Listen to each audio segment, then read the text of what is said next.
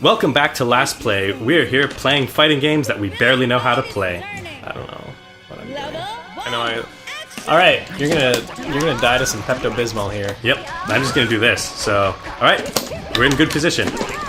Now I'm gonna do really poorly as Tsubaki because hey, no, I don't think you'll do that poorly. But all of these combos require strict timing. Technically speaking, all Arakuni has to do is. First you get? Nope. Does Arakuni curse? It's been so long since I played, I just forget. Yeah. Jeez. Oh yeah, now there you go. And now I get to just hit. Yeah, this is the button spammy character. This is the Baldo of the game. I thought Noelle is definitely the spammy character of the game. I feel like Noelle's the beginner character. Yeah, exactly. Well, I guess the beginner character, not so much the spammy character. They are a little different. Oh boy! I have no idea what I'm doing. I'm just hitting buttons, and I've been doing better than I have as Lambda 11. Yeah. Yeah. I tried to pull off my super as Lambda. Yeah, I really liked, one of the problems with when I was playing this game growing up is I mained Jin and my cousin mained Rachel and Hazama, and one of the problems is Jin kind of like counterpicks both of them, so it eventually got to the point where I was just winning 60% of the matches, mostly because of just character lineups. And so what I started to do was just learn different characters that were more balanced in the matchup, just to A, have just a better knowledge of how the game works, and B, just have fairer matches. Because one of the advantages of just playing the same game against the same person for a long period of time is that you start to appreciate how the metas in games support just good play environments. It's something that, like, in the modern focus on like online connectivity and you can play against anyone, is that you don't develop the same relationship with online people that you do with people that you know in person. And you can develop that same relationship if you work for it, but it takes more effort to get to that point, whereas previously that was just kind of what you had to do as the gateway to get into the game. And so you kind of lose that when you focus on the I'm actually going to try and... Is there a way to... we'll just keep going. That's something that you kind of lose when you go to focus on online, is you don't get to have that personal growth as a player with this one person, and you get to realize like how to adjust the way you play in order to get better play experiences for everyone. When you have a chance for the meta to evolve and grow, one of the things that happens especially when you're young and learning to play, when something happens that like disadvantages you have the tendency to say, well, that's unfair. So like you have the tendency to say that that's just unfair, and that people who do that are just unfair. And like this happens a lot with when you play Street Fighter from a young age, is that you get to the point where like, oh, this person's spamming Hadouken, so I don't know how to approach. That's just an unfair strategy. Don't use Hadoukens. And unfortunately that's just not how the game works, because Hadoukens are not unfair in Street Fighter. They're a mechanic that you can use, and you're allowed to like use them to win the game. And so the point of the Hadouken is not to like is not that it's unbeatable, but it's a challenge that you have to overcome. And when you're young, it's like, well, I don't know how to beat it, therefore it's unbeatable. But whereas if you play with the same person over and over again, you start to learn the difference between what's unfair versus what's a good strategy. Because there are some unfair strategies in a lot of video games. I'm not going to say that every video game is perfect, but when you recognize knowing the difference between this strategy is strong versus this strategy is unbeatable, and so learning how to develop as a person to help just overcome strategies that would otherwise be difficult. Ooh, a throw counter. Yeah. About those. That's a meta that you don't know about. Oops. Yeah, this. Ow! Damn it! Looks like I have reach. Yeah. Turns out you can stab across the screen. Ow! Oh, that's a crumple stun. Yeah.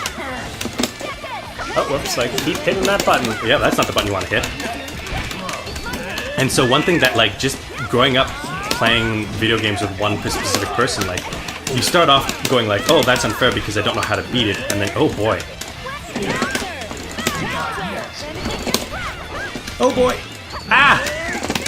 Oh, you got me. I got one. You got one.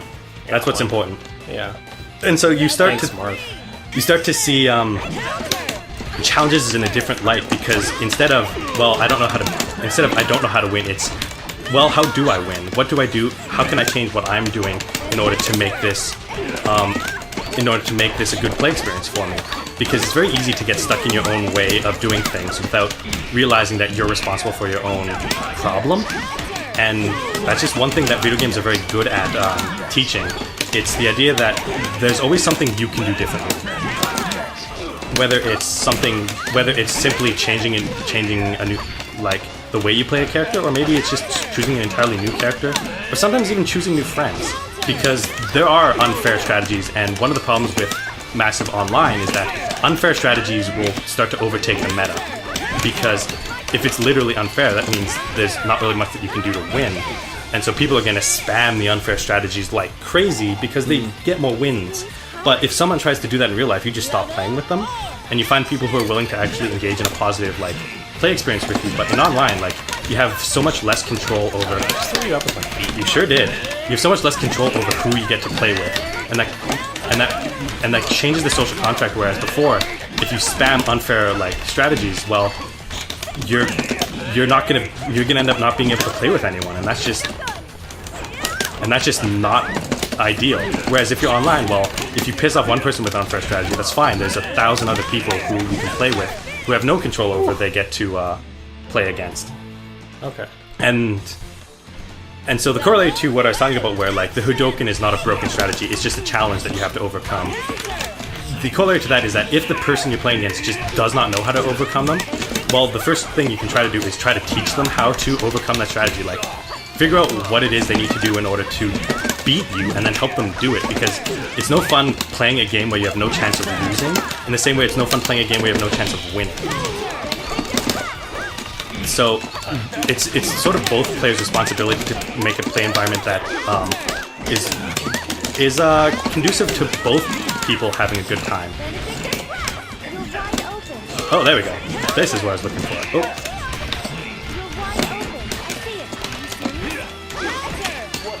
And so that's one thing that I learned, like, playing fighting games a lot, is that just the importance of creating good environments for people to experience something.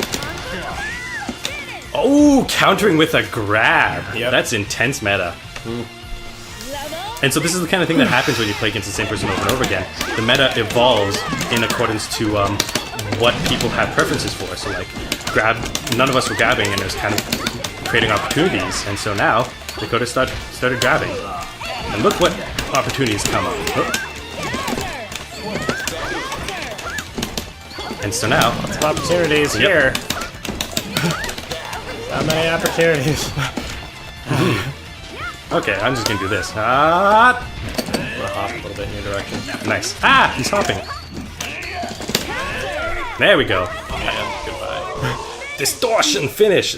What I really like about Guilty Gear and BlazBlue is the actual finish, like the absolute destroy finishes. Just because they add so they're hard to get, but when they do, they're like they're a combination of, like, hard to do, but not, like, broken. So that, like, if you hit it with someone, they don't feel like they just lost. They instead feel like you did something great and you got a win because of it. Because they're instant kill abilities that you just win the game if you connect with them, but they're very hard to hit with, and so it feels like a reward when you hit with them, and it feels fair when the other person hits them with you. Because that's kind of like the important balance between... That's the important balance that needs to be established in a lot of these, when you put in powerful, like, instant win abilities. Because if you don't... If you make them too strong... If you make them too strong and too easy to perform... Yeah, here we go. Ah, I missed! So that was my attempt at an actual finish that just whiffed completely. And so the penalty for losing is I lost all my meter. And it was really easy for... I still have my meter, but... For Dakota to I have no idea how to use it. Right? Huckman's meter is actually... Like, you can see... Huckman's meter is just different from everyone else's. Yeah, I never learned how to. It's very confusing. Like, it's difficult to understand what exactly it's doing. What is happening? But that's just part of what makes this game good, is just the character that each of the characters have. I have a lot of positive things to say about BlazBlue in a nutshell. And next time on Last Play, let's hear more of those positive things to hear about BlazBlue and fighting games in general. Not just struggle! It's a struggle! Yeah. Iron Taker's just fine, except it looks like he's been stabbed in the back.